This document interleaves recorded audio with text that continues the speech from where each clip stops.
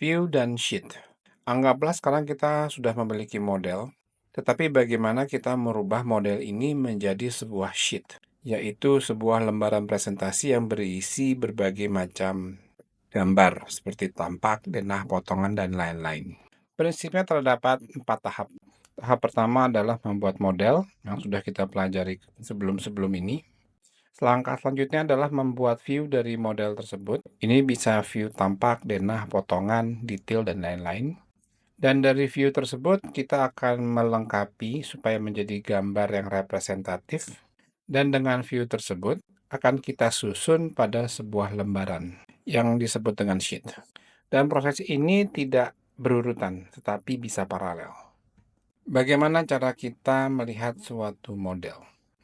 Model ini nanti bisa diterjemahkan menjadi denah, tampak, potongan, 3D, dan lain-lain.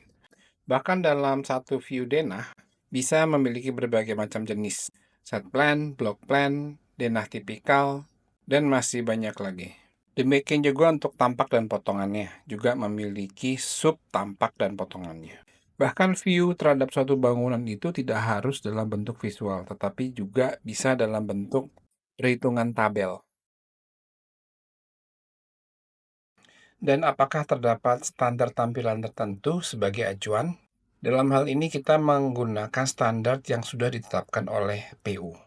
Modul standar kelengkapan ini sudah disertakan dalam paket ini sehingga kalian diharapkan dapat membaca standar ini sebagai dasar.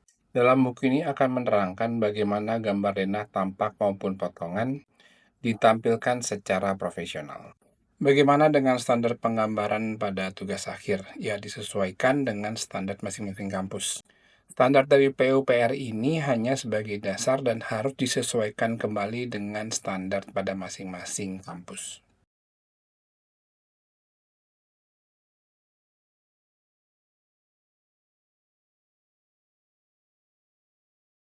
Untuk masuk ke menu view, tinggal kita klik di view dan di bagian klik di situ adalah fungsinya.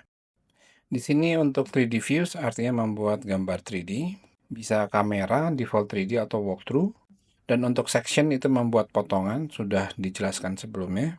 Dan untuk plan views itu untuk membuat lantai, floor plan, reflected ceiling plan, structural plan, plan region, dan area plan.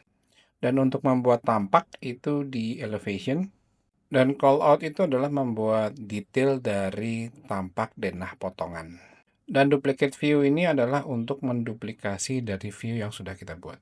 Kita tidak mempelajarinya semua. Kita hanya mempelajarinya yang paling sering digunakan saja. Kenapa fungsi ini sangat banyak? Karena Revit ini adalah suatu software profesional yang mampu memberikan gambar yang sangat detail dan memberi lembaran yang sangat banyak jenisnya. Denah pada esensinya adalah tampak dari atas. Sehingga apa yang tampak dari atas itu termasuk denah ceiling, denah struktur, block plan maupun side plan. Atau denah-denah lainnya. Denah pralantai, denah furniture, denah kusen, dan lainnya. Untuk masuk ke plan view, kita bisa masuk ke view dan cari plan views. Di situ terdapat beberapa tipe, ada floor plan, reflected, dan structural plan. Untuk membuat denah, kita bisa menggunakan floor plan dan pilih level 1 working plane-nya. Jika tidak ada working plane-nya, maka do not duplicate itu bisa di-uncentang. Pilih working plane-nya, maka sudah jadi floor plan-nya. Cek di project browser dan di floor plan-nya sudah muncul. Untuk membuat ceiling plan, ini prinsipnya sama. Kita ambil views dan ambil reflected ceiling plan dan level 1 dan pastikan type-nya ceiling plan. Maka sudah jadi juga denahnya. Pastikan periksa di project browser. Selanjutnya adalah structural. Kita pilih structural plan, masuk ke level 1, maka denah structural sudah jadi. Pastikan di project browser bahwa lantai situ sudah ada. Jika kita lihat perbedaan antara floor plan, structure, dan ceiling plan itu hanya perbedaannya di view range. Kalau di floor plan itu cut-nya di 120 dan top-nya 230. Deskripsi untuk fungsi tersebut bisa dilihat pada tutorial sebelumnya. Sedangkan untuk ceiling plans ini berbeda. Jadi kalau dilihat cut-nya tuh di 230 tetapi top-nya 0. Jadi ini melihat ke atas. Dan beda dengan structural plans, jika kita lihat structural view range, ini cut-nya di 30 tapi bottom-nya di minus 120 dan view depth-nya di minus 180. Jadi ini prinsipnya adalah tiga benda yang sama tetapi settingannya yang berbeda. Dalam satu workflow bisa memiliki beberapa view, jadi sebenarnya bisa kita menduplicate view tersebut. Caranya sama, klik di floor plan dan pilih working plane yang akan kita buat lagi. Jika tidak ada working plane-nya, maka pastikan tidak dicentang. Langsung pilih working plane-nya dan klik OK. Maka dia akan membuat level yang sama di working plane yang sama. Tujuan kita untuk membuat view lantai yang sama biasanya untuk membuat jenis lantai yang sama. Contoh, denah tipikal lantai, denah furniture, denah window dan jendela, bahkan membuat block plan. Contoh kasus kali ini adalah kita akan membuat block plan, sehingga lantai yang baru tadi dibentuk, kita rename menjadi block plan. Block plan ini prinsipnya adalah seperti denah tetapi view range-nya yang berbeda. Jadi setelah kita buat block plan-nya, kita ambil di view range-nya, dan kita pastikan dia di-cut jauh di atas dari work plan-nya. Ini kita contoh 900-500 tetapi masih terpotong sebagian. Oleh sebab itu cut-nya mesti dinaikkan kembali. Setelah itu baru kita mendapatkan gambar block plan yang benar. Selanjutnya adalah potongan, kita ambil masuk ke section dan kita langsung buat sectionnya. Setelah itu bisa kita geser sesuai dengan keinginan kita. Untuk masuk ke sectionnya kita lihat di project browser atau klik kanan dan pilih go to view. Dia maka masuk ke view section tersebut. Untuk mengatur view range-nya pada section itu gampang, tinggal kembali ke floor plan dan digeserlah area yang terlihat seperti pada gambar. Maka area tersebut yang tidak terlihat, jendela dalam hal ini tidak terlihat. Dan apabila kita geser maka akan terlihat kembali. Potongan ini tidak harus secara vertikal atau horizontal, tetapi bisa secara diagonal atau secara ada kemiringan. Contoh seperti ini, tapi secara prinsip semua adalah sama. Selanjutnya adalah membuat tampak. Kita pilih view. Pastikan kita di floor plan. Setelah itu kita bisa posisikan tampak tersebut. Prinsipnya hampir sama seperti section, tetapi dia tidak memotong. Sedangkan untuk jarak elevation-nya itu juga sudah terlihat pada tampilan yang ada panahnya ini. Dan semua sistem di section maupun di tampak adalah hampir sama. Untuk lebih jelasnya bisa lihat tutorial di bagian pertama. Selanjutnya adalah membuat detail view. Kita ambil call out dan setelah itu kita pilih area yang akan detailkan. Dalam hal ini adalah di floor plans. Selanjutnya langsung kita lihat di floor plan itu ada level call out. Disitulah posisi view-nya, atau tinggal klik kanan dan pilih go to view, maka dia sudah masuk ke dalam level call out tersebut. Pendetailan suatu tampak ini tidak hanya berlaku untuk floor plans, tapi bisa juga untuk tampak dan lain-lainnya. Ini contoh, kita masuk ke tampak dan kita masuk ke call out kembali dan bisa kita lanjutkan proses seperti sebelumnya. Setelah itu sudah terjadi dan kita tinggal go to view dan kita sudah masuk ke dalam gambar detail tersebut. Demikian juga untuk membuat call out di potongan juga memungkinkan. Kita masuk ke potongan dan kita buat call out-nya dan kita periksa view-nya di go to view. Pastikan di project browser bahwa benda itu sudah ada. Isometri. Pertama kita harus membuat view isometrinya, view, 3D view, dan kita ambil default 3D view. Tetapi ini belum terbuat yang baru. Caranya kita mesti menduplikasinya, tinggal klik kanan dan kita duplicate. Pilih duplicate without detailing dan rename view tersebut. Contoh dalam ini kita ganti dengan isometri. Dan untuk memperbaik view-nya kita bisa menggunakan cube dan kita pastikan bahwa dia view-nya adalah benar-benar isometri. Tetapi di sini levelnya masih terlihat. Oleh itu, kita harus menghilangkan levelnya. Kita masuk VG dan annotation kategoris, ambil di grid, dan level kita matikan. Langsung bisa kita apply, maka view-nya sudah terlihat lebih baik. Langkah selanjutnya adalah untuk mengunci dari view ini. Dikunci agar view itu tidak berubah. Klik di icon lock view dan shift orientation and lock view. Maka view-nya itu tidak berubah lagi. Langkah selanjutnya adalah biasanya kita ingin membuat potongan isometri. Oleh sebab itu kita membutuhkan namanya section box. Pada saat section box ini kita aktifkan, maka dia akan mengeluarkan sebuah kotak dan kotak ini akan mengcrop seluruh area yang terdapat di luar kotak tersebut. Dan kotak ini hanya berlaku pada satu view ini saja. Selanjutnya maka kita dapat langsung mengatur area yang akan dipertahankan dan area yang akan tidak dipertahankan. Kadangkala kita membutuhkan view lain untuk mengatur dari box ini. Triknya adalah, pastikan box ini masih dalam keadaan dipilih dan pindah view. Dalam hal ini adalah floor plans. Jika tidak kita select terlebih dahulu, maka tidak terlihat di view yang kita pilih. Selanjutnya kita bisa mengatur dengan lebih baik dengan dari arah floor plans. Setelah itu bisa kita lanjutkan kembali untuk mencapai isometri yang benar-benar terpotong. Selanjutnya adalah menghilangkan section box ini, tetapi sebelumnya kita akan men-lock view-nya, dan selanjutnya meng-hide box-nya itu dengan cara kita menggunakan VG. Jika section box ini tidak dicentang, maka dia akan mengeluarkan tampilan seluruhnya. Di VG kita ambil annotation dan section box-nya tidak dicentang. Dan tampilan isometri terpotong sudah jadi. Perspektif. Untuk membuat perspektif, kita masuk ke floor plans dan kita pilih 3D view dan pilih kamera dan letakkan kamera tersebut.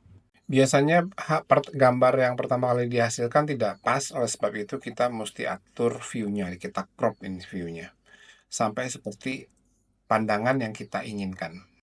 Untuk mengaturnya kita bisa menggunakan navigation bar. Jika navigation-nya tidak ada, kita masuk ke user interface di view dan pilih navigation bar. Di situ untuk mengeluarkan navigation bar-nya. Selanjutnya kita bisa mengatur view-nya sampai seperti yang kita inginkan menggunakan navigation bar, menggunakan zoom, orbit, atau pen. Selanjutnya, apabila kita ingin memotong gambar ini, kita bisa menggunakan section box seperti pada cara sebelumnya pada tutorial di isometri. Dan jangan lupa apabila sudah menghasilkan view yang diinginkan, di lock.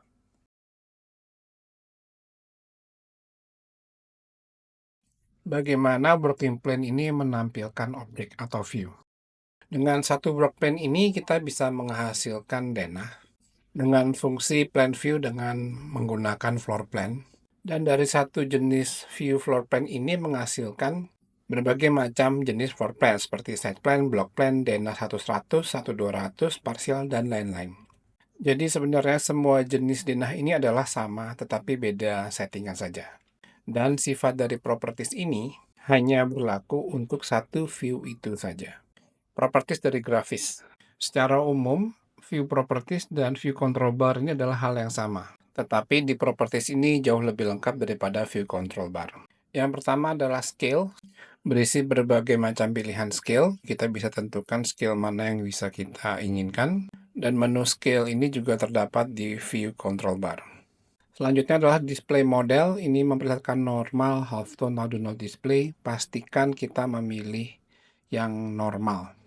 Dan setelah kita pilih, pastikan di-apply. Selanjutnya adalah detail level, berisi coarse, medium, fine, sudah dijelaskan sebelumnya, dan ini juga terdapat di view control bar. Selanjutnya adalah part visibility, pastikan show original, ini terkait dengan fungsi parts yang akan diterangkan pada sesi lainnya. Selanjutnya adalah visibility graphic override, ini sama dengan view dan kita ambil menu visi FG dan sama juga dengan shortcut FG. Contoh kita akan meng-hide elemen kategori wall, kita masuk ke FG dan pilih kategori wall yang kita tidak centang, pada kita apply maka wall akan di-hide. Demikian juga contoh dengan roof. Dan untuk mengembalikannya, Kita tinggal kembali dan mencentang kembali wall atau roof tersebut, maka dia sudah akan kembali. Demikian juga untuk annotation, level, kalau kita centang level maka dia akan hilang. VG juga untuk mengatur warna. Contoh kita ambil di kategori wall dan kita ganti warna solid dan warnanya. Setelah itu bisa kita lihat bahwa warna sudah berganti. Demikian juga contoh dengan floor, kita ganti solid dan kita ganti warnanya dan dia juga sudah berganti. Dan untuk mengembalikan semulanya kembali ke awal dan kita pilih no override.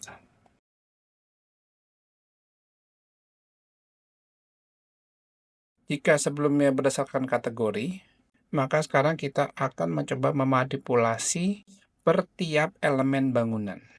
Caranya adalah klik kanan dan pilih Hide in View dan pilih berdasarkan elemen atau kategori. Dan untuk mengembalikannya, pilih tanda lampu, klik kanan dan pilih Unhide. Dan apabila sudah, maka bisa pilih lampu kembali. Bedakan hide dan temporary. Temporary ini dilambangkan pada tanda kacamata dan temporary ini bersifat hanya sementara. Manipulasi ini tidak hanya sebatas hide atau unhide elemen, tetapi juga bisa memanipulasi bagaimana tampilan tersebut. Caranya sama, tinggal klik kanan di bendanya dan pilih Override Graphic in View dan pilih elemen atau kategori. Setelah itu kita bisa mengedit tampilannya. Dalam hal ini, surface pattern-nya kita bikin solid dan kita tentukan color-nya. Dan untuk mengembalikannya ke awal, kita bisa kembali ke cara yang sama, klik kanan, Override Graphic in View, dan pilih by pattern-nya itu pilih by material, dan color-nya kita bisa pilih no override. Manipulasi berdasarkan kriteria tertentu.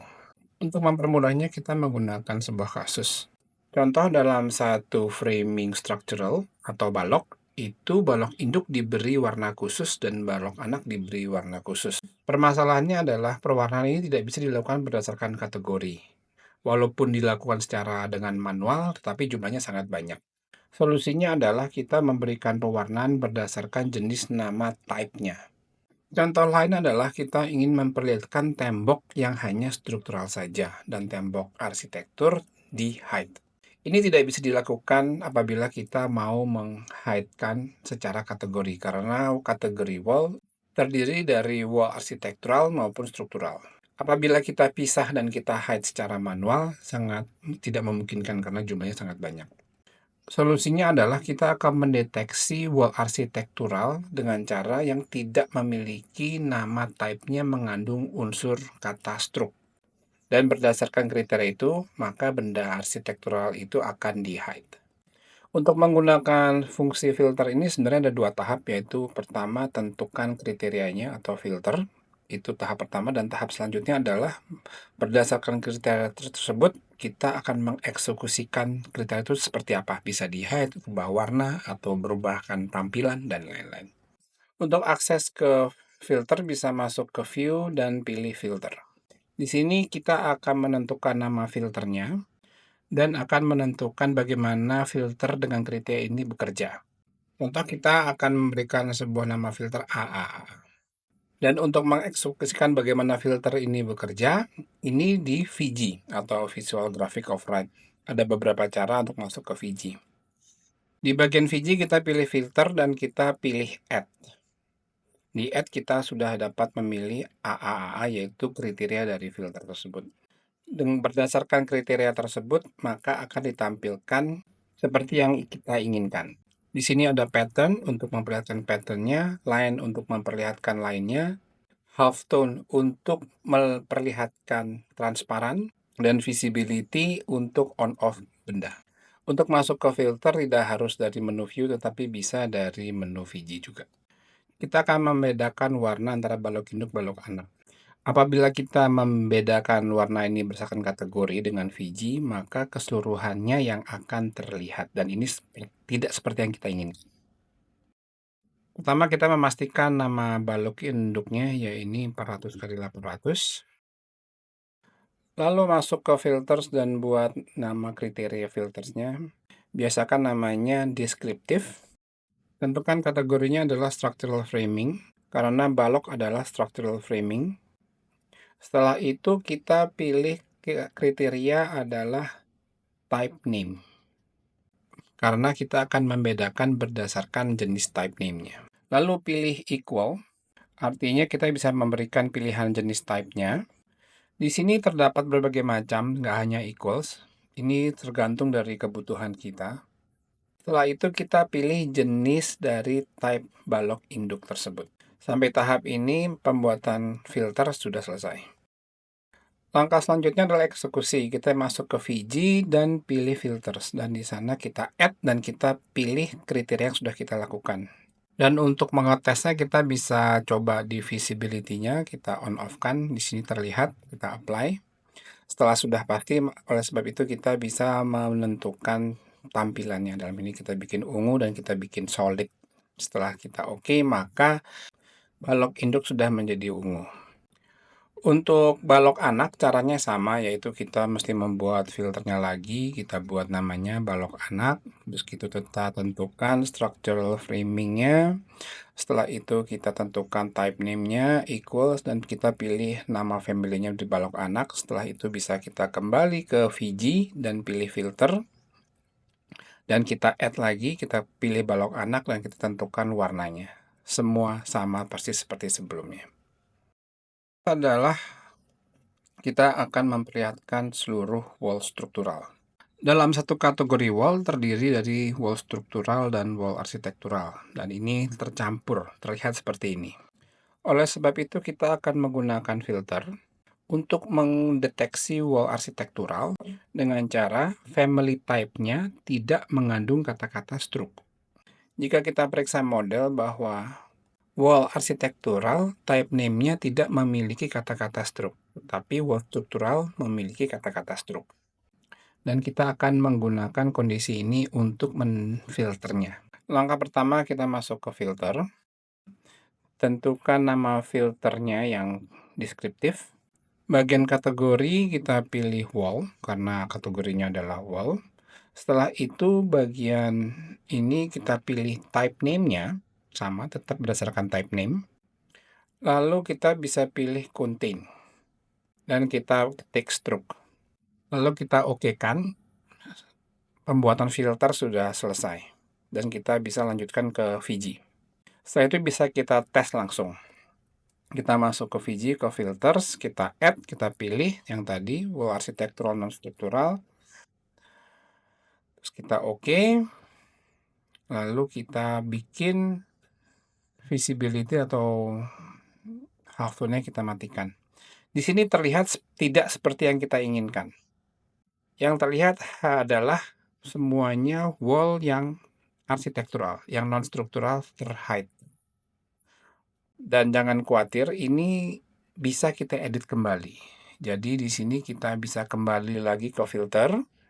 Kita masuk aja ke VG dan kita bisa pilih edit new dan kita klik di sana dan kita pilih bukan contain tetapi adalah does not contain.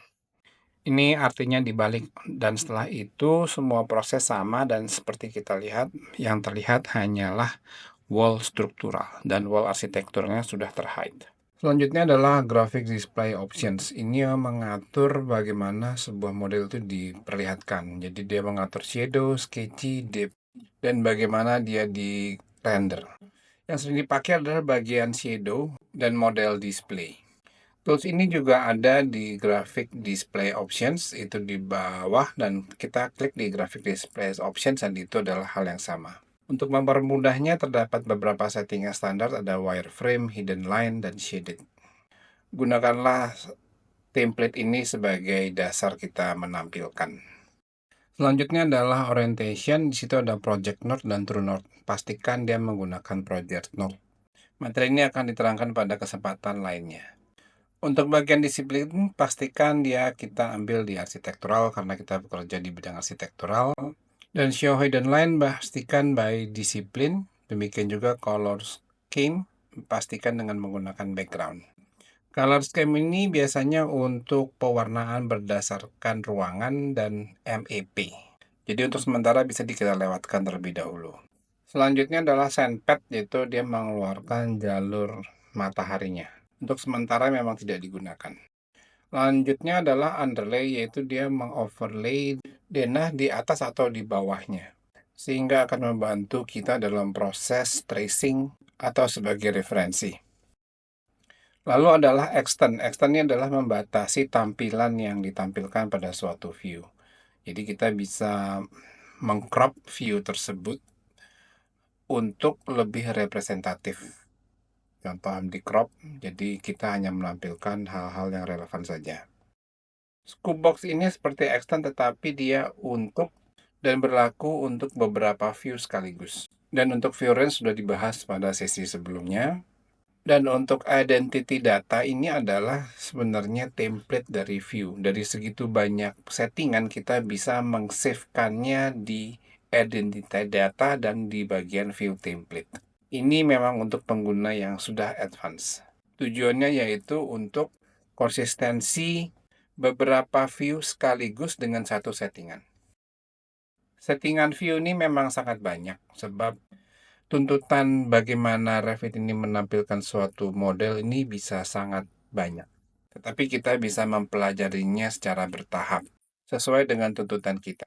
Mungkin kita melihat ini beberapa fungsi serasa asing karena memang kita belum membutuhkannya. Apa itu True North dan Project North? Fungsi ini terdapat di view, bagian grafis, dan di bagian orientation. Di situ ada pilihan Project North dan True North. Jika kita membuat gambar block plan atau splat plan, maka arah utara itu harus selalu ke arah atas. Ini yang disebut dengan True North. Artinya, arah utara selalu ke arah atas. Sedangkan untuk gambar denah, tidak mementingkan arah-arah utara, tetapi lebih mementingkan bagaimana denah tersebut nyaman untuk ditampilkan. Maka, resikonya arah utaranya itu tidak harus ke atas. Itulah yang disebut dengan Project North. Untuk menentukan arah utara, maka kita harus memasukkan file set sebagai acuan. Biasanya file berupa DWG. Beberapa langkah untuk menentukan True North. Pertama adalah mempersiapkan file CAD dan memasukkan file CAD itu ke dalam file project, lalu setup True North-nya. Mempersiapkan file topografi berupa file CAD. Biasanya terdiri dari beberapa elemen, dan file ini berupa 3 dimensi karena mengandung kontur yang memiliki level 3 dimensi. Langkah pertama yang harus dilakukan adalah menghilangkan semua elemen yang tidak relevan. Bisa dihapus secara langsung. Kita hanya mempertahankan garis kontur, side, dan lambang utaranya. Langkah selanjutnya kita bisa mempurekan file tersebut untuk memastikan bahwa file tersebut sudah bersih. Langkah selanjutnya adalah memastikan sistem unit yang digunakan adalah sudah benar. Dalam hal ini adalah menggunakan meter, tapi kita harus memastikan dengan cara mengukur file tersebut. Sebagai catatan bahwa apabila Revit menginsert suatu file CAD yang posisi benda-bendanya terletak jauh dari origin 00-nya, dalam hal ini adalah 20 miles, maka akan error. Oleh sebab itu kita akan memindahkan benda saat ini ke dekat 0.0 dengan cara di copy paste. Di copy paste di file yang baru, sehingga kita membutuhkan file AutoCAD yang baru. Setelah itu, kita kembali ke file topografi awal, kita pilih bendanya, kita copy, dan kita masuk ke file baru dan kita paste ke lokasi dekat 0.0. Setelah itu sebagai catatan, kita bisa memberikan acuan posisi bangunan dan pastikan unitnya sudah benar. Setelah itu kita bisa save as dan kita bisa gunakan file ini ke dalam Revit. Langkah selanjutnya adalah memasukkan dan mengatur posisi file CAD tersebut ke dalam Revit. Terdapat dua pilihan, yaitu pertama menggunakan link dan yang kedua menggunakan import. Tapi dalam kasus kali ini kita menggunakan link. Kenapa menggunakan link? Karena kita dapat mengeditkannya file site tersebut di luar file Revit. Caranya pertama kita pilih insert, lalu kita pilih linked. Pastikan file site yang sudah kita edit sebelumnya. Pastikan current view only. Artinya site ini akan ditampilkan hanya pada view tertentu saja. Dan import unit sesuai dengan unit pada file. Dalam hal ini adalah meter dan positioning adalah origin to origin. Setelah itu kita bisa masuk ke open dan file sudah terinsert ke dalam file project. Karena kita memilih current view only, maka yang terlihat hanya pada view yang dimaksud saja. Sedangkan di view lainnya tidak terlihat. Langkah selanjutnya adalah mengatur posisi site pada sesuai dengan grid. Caranya, pilih site dan pilih unlock. Tanpa kita unlocknya, kita tidak dapat memindahkan site ini. Dan untuk mengatur tampilan, kita bisa masuk ke VG, bagian imported categories, dan di situ terdapat seluruh layer dari file cat tersebut. Kita tinggal pilih seluruh layer tersebut, pilih override, dan kita pilih sesuai dengan warna dan tipe garis yang kita inginkan. Dalam hal ini kita akan merubah menjadi warna hitam dengan garis menerus. Langkah selanjutnya adalah mengalign posisinya sesuai dengan posisi grid. Pastikan tidak di-unlock dan kita bisa menggunakan fungsi align. Dan selanjutnya adalah sama saja. Setelah posisi site seperti yang kita inginkan, maka kita dapat menlockkannya site tersebut. Langkah selanjutnya adalah setup True North. Yang pertama kali harus dilakukan adalah orientation dirubah menjadi True North terlebih dahulu. Langkah selanjutnya adalah ukur sudut perputaran arah utara. Kita bisa menggunakan annotation dimension. Gunakan detail line untuk memberikan acuan. Kasus kali ini adalah 46,82. Setelah itu kita bisa masuk ke manage dan pilih rotate true north. Dan di bagian CCW rotation angle kita masukkan 46,82. Setelah itu bisa kita enter dan secara otomatis view sudah berputar.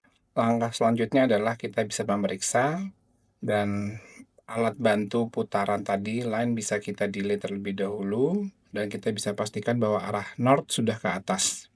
Dan apabila kita ingin mengembalikan ke view seperti Project North, kita bisa masuk ke orientation dan masuk ke Project North dan dia akan kembali ke view awal. Bila kita kembalikan ke True North, maka dia akan mengarahkan arah utara kembali ke arah atas. Setup ini walaupun terlihat cukup rumit, tetapi sebenarnya cukup sederhana.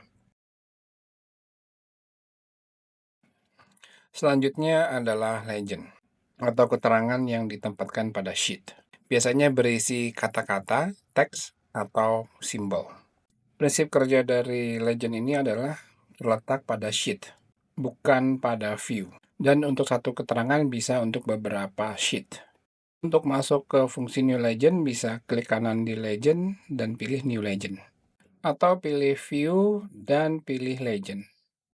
Setelah itu bisa kita masukkan namanya yang lebih relevan.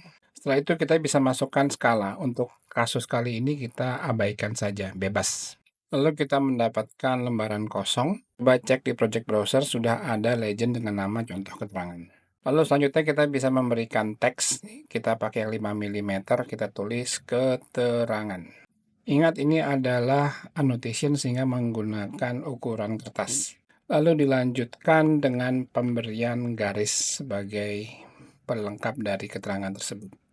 Untuk mendapatkan ukuran garis yang presisi, ingat ini adalah dengan skala 1/100. Sehingga untuk penggunaan ukuran dengan skala 1/100 juga. Tidak harus selesai, kita bisa langsung menggunakannya. Dengan cara tarik dari legend itu ke dalam sheet yang kita inginkan. Setelah itu kita bisa menghilangkan title-nya. Dan kita lanjutkan ke sheet lainnya. Setelah itu kita bisa melanjutkan dengan memberikan keterangan lainnya. Ini hanya sekedar contoh. Dan diharapkan pada sheet lainnya yang sudah kita masukkan, dia akan terupdate keterangan atau legendnya. Contoh mengedit keterangan atau legend ini bisa langsung di sheet. Kita langsung double klik dan kita edit seperti mau apa. Contoh kita akan mengcopy beberapa keterangannya, setelah itu kita oke dan kita bisa periksa ke sheet-sheet lainnya dan legenda tersebut sudah terupdate juga. Selain daripada teks, kita juga bisa memberikan simbol. Contoh di sini kita memberikan simbol keterangan material. Di sini kita langsung aja tarik simbol tersebut dan kita lengkapi keterangannya. Hati-hati apabila kita merubah skalanya, maka akan berantakan. Oleh sebab itu, pastikan skala tersebut harus tetap tidak boleh dirubah.